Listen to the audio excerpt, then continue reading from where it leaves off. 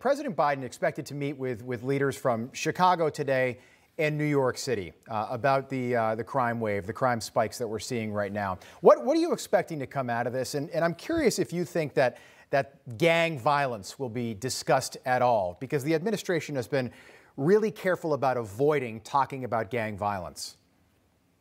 Right. It's interesting because I've heard numbers of, like in New York, they want to spend $140 million on gun control. Well, look at a place like Chicago, where just a week ago, last weekend, there were 108 shootings in the city of Chicago, a place where Mayor Lori Lightfoot wanted to defund the police and is now begging for federal funding from the federal government and the Biden administration.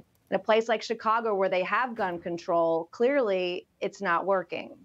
What we hear so much about how Republicans apparently wanted to defund the police. The spin has been really remarkable by the Democrats.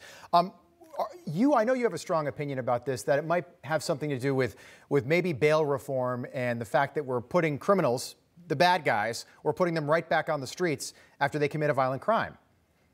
Right. And it's really important that we set the record straight. Jen Psaki wants to rewrite history and say it's Republicans that want to defund the police because Biden threw some money into law enforcement funding and an infrastructure package.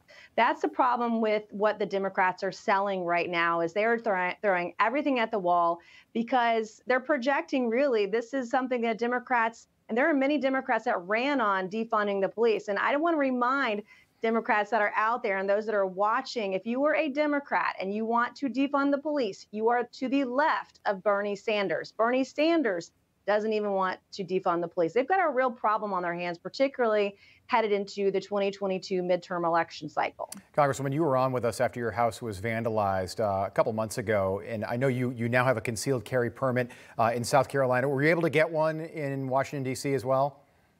I'm about halfway through. I'll finish it up this month so that I'll be able to conceal carry in both places.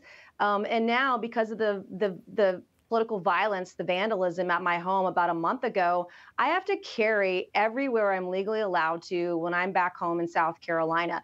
Unfortunately, I got fear sometimes. I feel like I have to look over my shoulder. You don't know what's going to happen next. And I have to take these threats seriously. And I do. Unfortunately, this is where we are in this country. And in August 15th, South Carolina will have open carry. I just want to play a quick soundbite. President Trump was speaking at CPAC last night. He addressed some of the gun violence that we've seen over the last several months. Take a listen.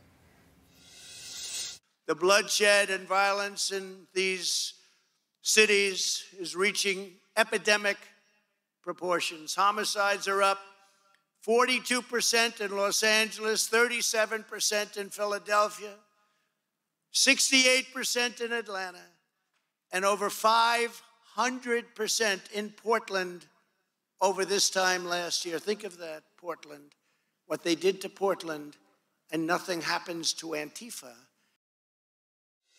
Congressman, we've got about 30 seconds left, but what's the solution to this? President Trump is precisely right on the violence.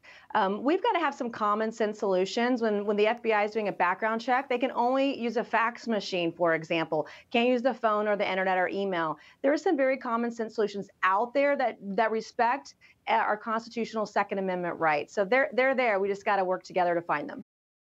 Hey, I'm Rob Finnerty. Thanks for watching. If you enjoyed this video, please join the conversation in the comments below. Don't forget to subscribe, too.